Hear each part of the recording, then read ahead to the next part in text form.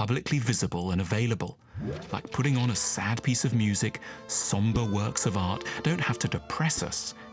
Rather, they can give us the welcome feeling that pain is part of the human condition. Art fights the false optimism of commercial society. It's there to remind us, with dignity, that every good life has extraordinary amounts of confusion, suffering, loneliness and distress within it, and that therefore we should never aggravate sadness by feeling we must be freakish simply for experiencing it quite a lot. All of us are a little unbalanced in some way. We're too intellectual or too emotional, too masculine or too feminine, too calm or too excitable. The art we love is frequently something we're drawn to because it compensates us for what we lack. It counterbalances us. When we're moved by a work of art, it may be because it contains concentrated doses of qualities we need more of in our lives.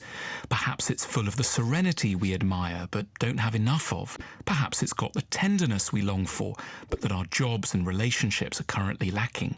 Or perhaps it's suffused with a pain and drama we've had to stifle but want to get in touch with.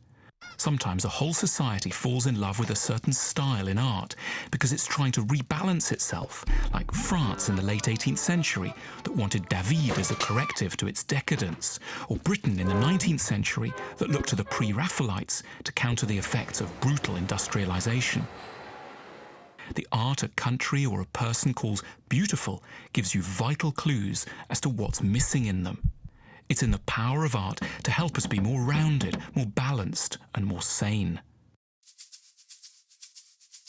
The media is constantly giving us hints about what's glamorous and important.